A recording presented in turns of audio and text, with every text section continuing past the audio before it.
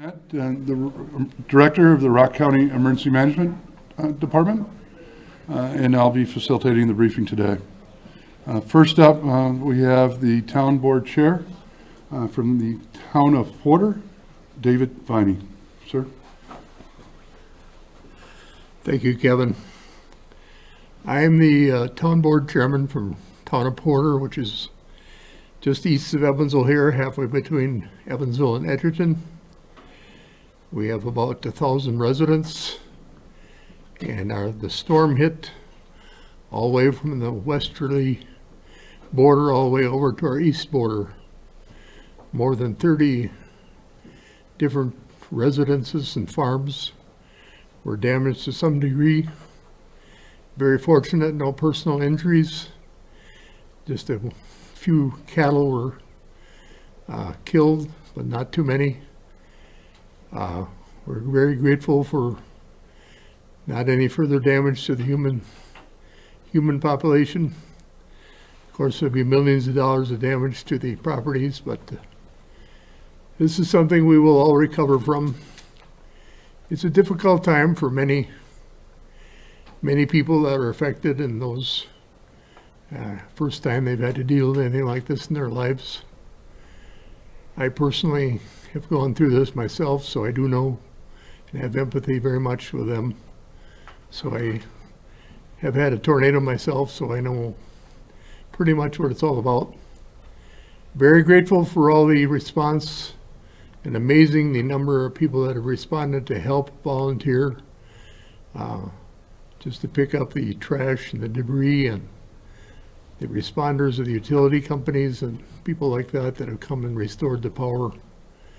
It was just like an army of service vehicles on Highway 59 and some of the town roads that were there, replacing utility poles and things like that. So it was just kind of a sight to behold, the number of people that showed up in just a few days and getting everything back on track. I think if you drive down the road now, you'd think this wasn't so bad, but boy, it was quite a sight to behold on Friday and Saturday, I tell you that. So I don't really have much else, so I'm going to turn it back to Kevin, the county director. He's doing a really good job, and I appreciate all the work that he and everybody else has participated in. So I think that's about all I have, so thank you very much. Thank you, sir. Next, we're going to hear from Assistant Chief Larson from the Evansville Fire Department. They had the primary responsibility for the initial response on the fire site. Chief. In the days since last Thursday's historic tornado, or anything like our department of 40 volunteers have ever had to work through, even given the hundreds of years of combined experience we have. I'd like to thank the Rock County Communications Center and the more than 40 fire and EMS departments, law enforcement units, and other agencies that responded for our calls for help. We've made significant progress in a very short amount of time. I'm proud of how well everyone has worked together and the overwhelming support the first responders and the affected families have received from our community. The Evansville Fire Department has served as a drop-off center for donations since last Thursday. We've documented over 50 individuals, families, and businesses that dropped off primarily food and water and cleanup supplies, which have been distributed by our firefighters to families and workers in need. Further, our cleanup efforts have been supported by hundreds of volunteers who work long hours to remove debris. To all those volunteers, I want to make sure you know your help has been appreciated.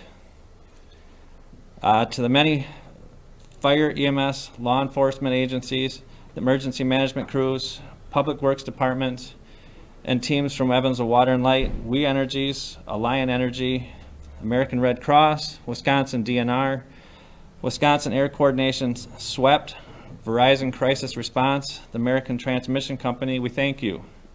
And we'd like to recognize the families of all those people I mentioned who have been away from home for days helping respond to the Evansville tornado. Your sacrifices have been appreciated and have not gone unnoticed.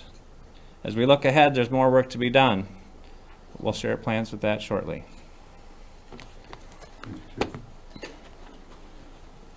Right. Next, Sheriff Curtis Fell and myself will walk through the timeline and some information we have for you and next steps. So Sheriff, if you could walk us through the timeline, and then I'll contribute to the emergency management component. Thank you all for coming out. As he stated, my name is Curtis Fell. I'm the Sheriff of Rock County. The Sheriff's Office, you have a clicker? The Sheriff's Office was primary law enforcement response to this. In addition to that, the majority of the agencies within northern Rock County came to assist us as well and coordinate with the fire department in order to make the response for this. With it, as you can see on here, there's a number of different things. It started with 5:33 with the tornado warning going out, with the rotation being expected or sighted. 2 tornadoes spotted. The first one, the call came in just north of Orfordville. Second one was County A, with the second caller who stated it was there. Greene County reported their tornado at 104 in Albany, and it was headed towards Evansville. Obviously that wakes us up even a little bit further and starts stepping up some of our responses.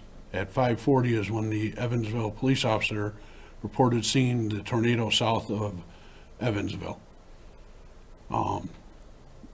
followed by their request for another tornado siren to be going off. And then at 5:53, the tornado ends up hitting an occupied car at M between Riley and Casey Roads.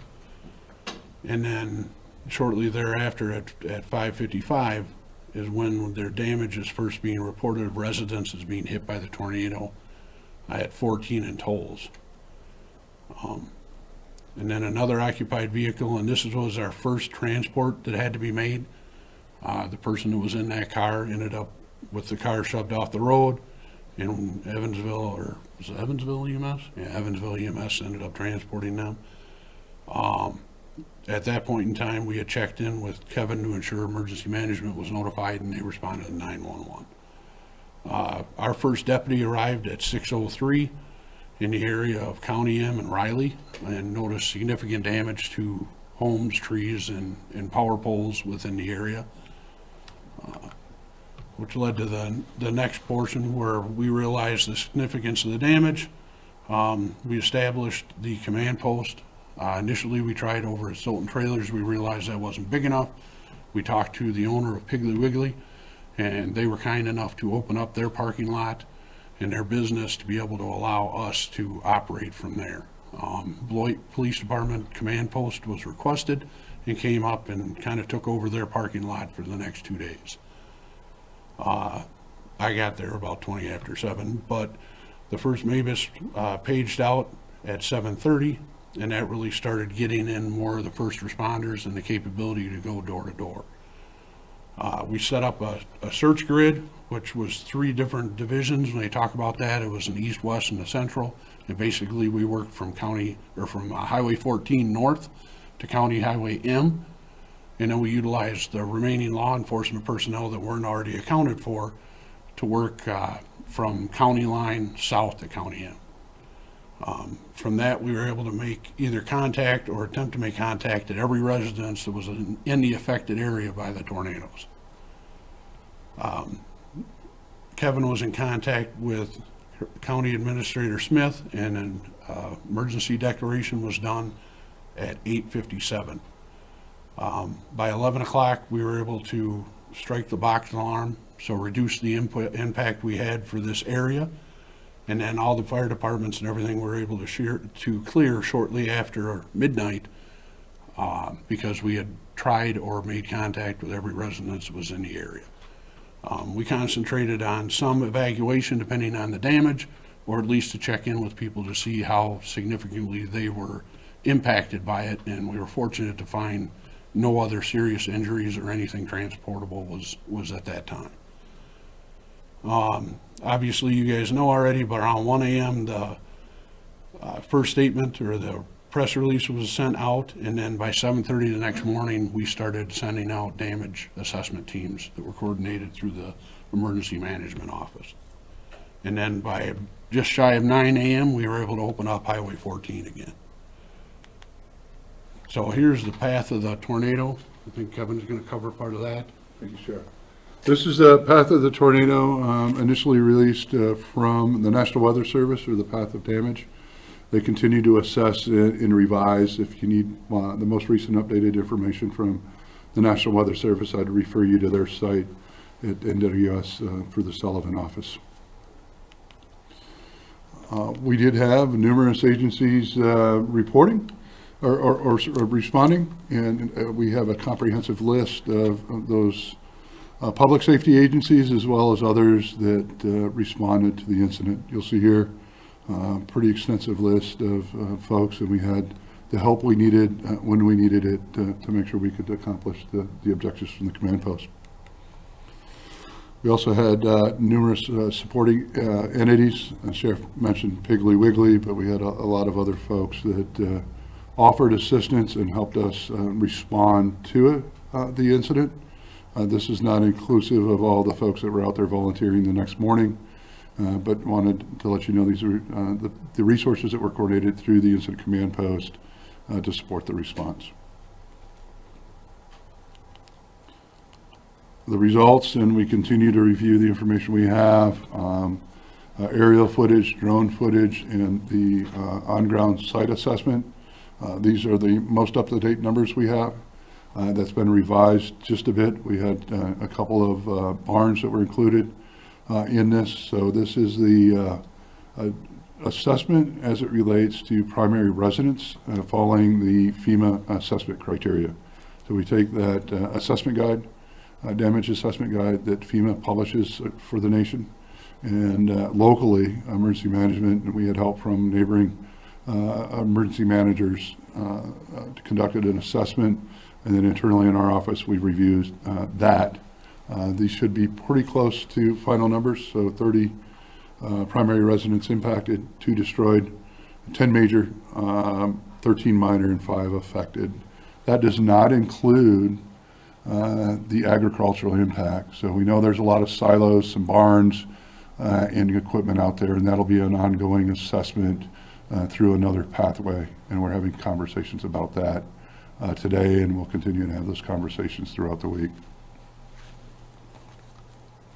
We have given the assessment a total dollar value for primary residence damage. This does not include those agricultural numbers, outbuildings and other things, to estimated damage, which is based on market value on the tax rolls, right?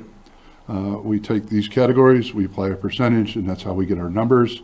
Sometimes that can be confusing. We know there's probably more damage out there related to agricultural applications, so this is just that primary residence as it relates to the FEMA defined process.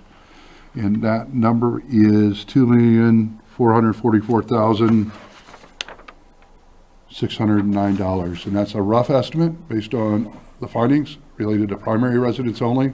And we use the market value on the tax rolls, just in case there's any confusion where that number comes from. We're still trying to assemble numbers as it relates to the response and the public sector damages and costs. When it comes to debris management, if you all could help us get the message out, City of Janesville Landfill is taking in debris from residents, but there are some limitations on what we can put in the landfill. One example is asphalt shingles. I've asked that we message to remind folks those need to be separated out. That woody debris and some of the other things could go to the landfill, but asphalt shingles cannot. And we provided some resources here and folks that we know will take those. Electronic waste, there's a resource here, appliances, tires, medical and household hazardous waste, and fluorescent light bulbs are all common items that we're seeing in the debris as it's getting hauled off that cannot go to the Janesville landfill. The other items can, and if anybody has questions, they should reach out and contact them before they arrive on site. It just makes it easier if we separate that as we're putting it into containers and taking it there. Dumping fees and other things still apply. As residents do move that debris, if they are covered by insurance, I really encourage them to reach out to their insurance agent to see what's going to be covered and what's not, so that that isn't a surprise later as they have those discussions.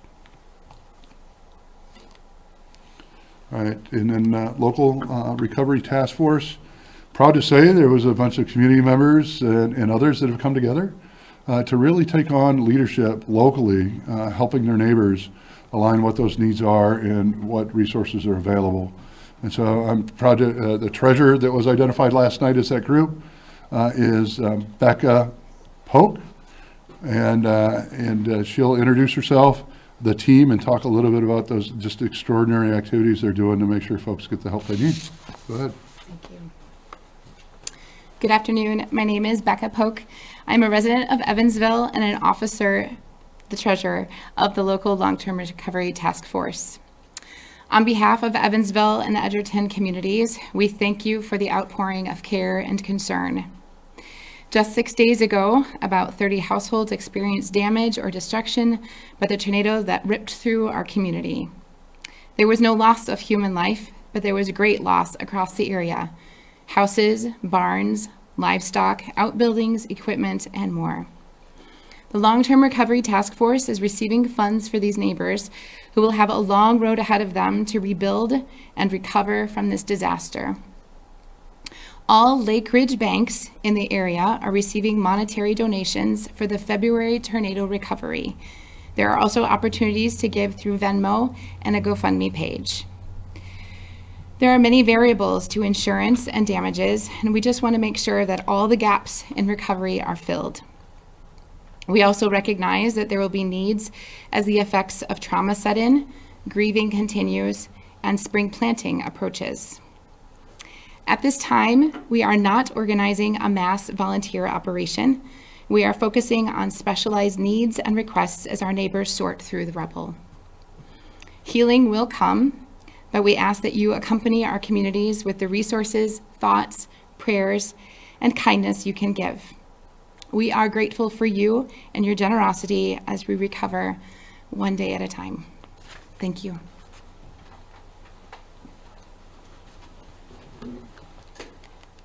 Thank you.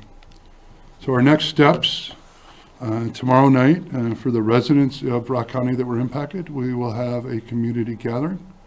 And we'll provide an overview and discussion about fraud prevention, make connections with the Insurance Commissioner's Office and many other programs, right? So the thought there is to bring folks that can help in an organized way together with the residents of the community that were impacted, so that they can talk to each other and we can make sure that everybody's getting the help and assistance that they need. The Recovery Task Force will be there. The Long-Term Recovery Task Force will be there, and that'll be an opportunity for residents to meet that group so that they have conversations about how to move forward. And a ton of other state and local and volunteer organizations just to make sure that people meet face to face with the folks that can help them. I would ask members of the community and members of the media and others to respect those residents out there. Lots of door-to-door knocking is going on, and you know, folks need time to grieve and heal. So if you could slow down on that outreach for at least a little while, and give those folks time to move through this next phase of grieving, of working through how to recover from this, and working with the organizations that they need. Media will be invited for the first portion of tomorrow night's gathering, but the last portion will be a private session where we can sit down and talk to folks. At this point, happy to answer any questions you might have, and if I need to phone a friend, I'll reach out to the other resources in the room. Yes, ma'am. I mean, when you go out to these sites of where this happened, you're seeing massive trucks just flipped over. It kind of makes the EF2 rating surprising. Are you at all surprised by that? I'm not. I had conversations with the National Weather Service, and that was a preliminary determination. We've provided them with the images and photos that we have, and I know behind the scenes they're going back to evaluate that. If you heard Tim talk Thursday night or Friday night evening, I don't want to speak for him, but with the farm equipment and other stuff, that's a kind of a specialized assessment, and they were reaching out to other experts to help them reevaluate that to see if they needed to do an update. At this time, I don't have any additional information. Any other questions? Yes, ma'am. In the most recent update, you guys mentioned the electrical meters. I believe the number was 28. Is there an update on that number, or does it remain the same? Do we have anybody from the utility in the room? That has been a ongoing fluid issue. If you could reach directly out to the utilities. I do know they've been working hard, and they've been way ahead of schedule on some of their timelines, but they did have a couple of challenges. So please reach out directly to them for comment. Can you speak towards the number of first responders you guys had throughout the county, EMS, police? How many firefighters? You guys had 30 volunteers out there? Right now, we have a list of agencies, and we're trying to gather that data. So we know who was there. We know which agencies were there. We've been focused on getting the help to the community, and one of the next steps in the process will be evaluating those total rosters. Speak towards the fact that this is a small town, small village. People came together to help everyone out. To see that happening in action, what does that tell you about Evansville here in town? Well, my eyes are going to water up because it was an incredible sight to watch that happen Thursday night into Friday and Saturday. Just neighbors helping neighbors, and the folks that are willing to help, and some of the phone calls. Chief, you are from the community. You want to talk to that? Or Becca? I will tell you it, as we went out to make sure early on people had the things they needed, there were a lot of conversations. And if you drove that street on Saturday, there were an army of volunteers out there helping, and just people coming together. So, I just second everything that he said, yeah. Chief agrees.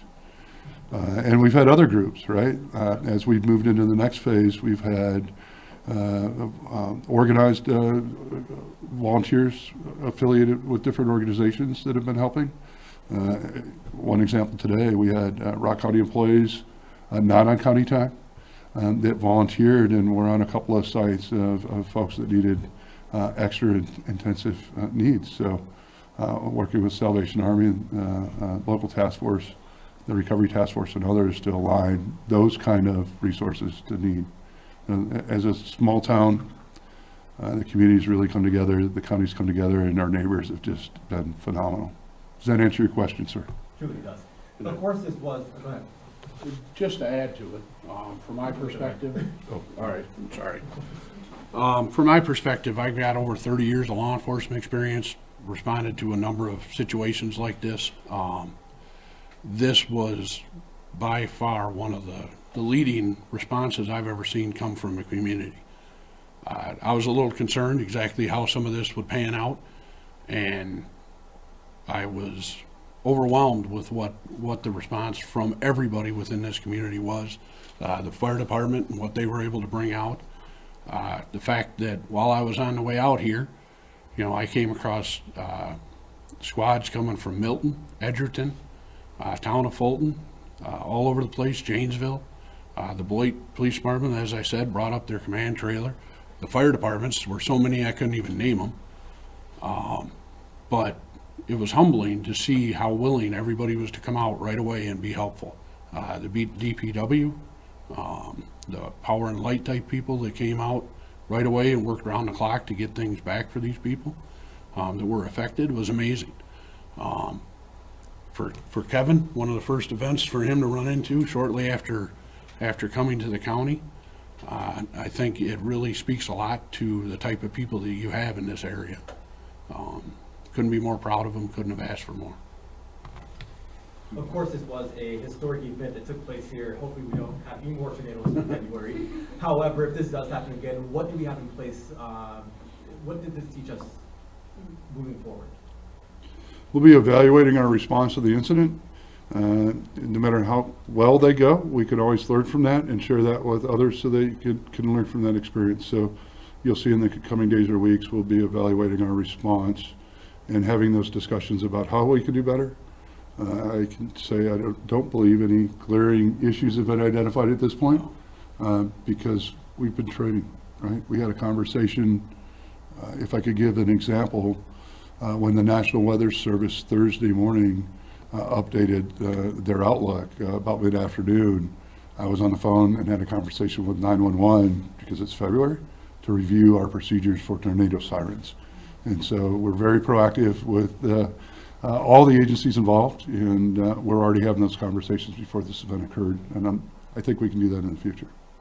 With such a powerful tornado that came through here, have you had any reports, like what's the furthest debris that you have found from the epicenter? You can get better information or detailed information from the National Weather Service, but we did get some initial reports that there was debris as far as the northern edge of Fort Atkinson in that area you see on the map, north of the lake. And with farmers, obviously their fields are clear right now. What range would you say that farmers should be on lookout for debris in their fields? We're working with the UW Extension and other ag partners to figure that out and message it. I know UW Extension here in Rock County has been very engaged. We've been on the phone regularly, and as we figure out more information, they'll be working with the farming community to make sure that's ready. You could probably, I don't know if you have a number for this, but how many people called in that night for help? Fred, do you have a number or an estimate? Yes, sir. Fred Carr is our Director of 911 for Rock County and can speak to any of those details.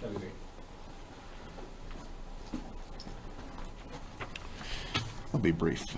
So looking at about a 6-hour average from 5 o'clock until 10 o'clock-ish, almost 11, we took about 350 phone calls, which is almost 190 more than an average Thursday night in February. So broken down by the hour, it was slowly increasing once it came through, and then it substantially leveled off around 11 o'clock, midnight, stuff like that. Once they started to be out in the community knocking on doors. So How are you able to handle that volume of calls? I mean, it's nothing you guys ever experienced before, right? Essentially. I wouldn't say we've never experienced things like that. I mean, obviously, we don't prepare for almost a 200% increase in phone calls in a short amount of time, but that's what our people do every day. We had extra people come in to work that weren't called. They just drove to work because that's what they do. So we did have a couple extra people that night, which really helped, but credit to our people for their ability to triage and do their job and do it well. So they handled it seamlessly. What are those calls like? Do you remember? What do you hear? I didn't take a single one. I was with Kevin in the parking lot at the Piggly Wiggly, but people are calling us because their life is in danger and they just witnessed a tornado. So it's usually not pleasant. So that's about it. If you all talk today, can you just go back to the mic and say your first and last name again, and can you spell it for us as well? Yeah, Fred Carr, F-R-E-D-D, Carr, C-A-R-R. Kevin Wernett, K-E-V-I-N-W-E-R-N-E-T, Rock County Emergency Management Director. Curtis Fell, Rock County Sheriff, C-U-R-T-I-S, last name is F-E-L-L. Chief.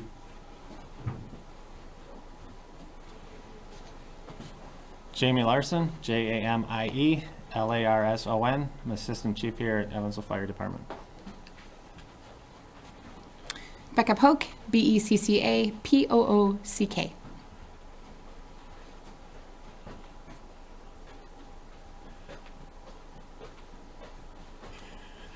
David Viney, V as in Victor, I-N-E-Y, Town of Porter Chairman.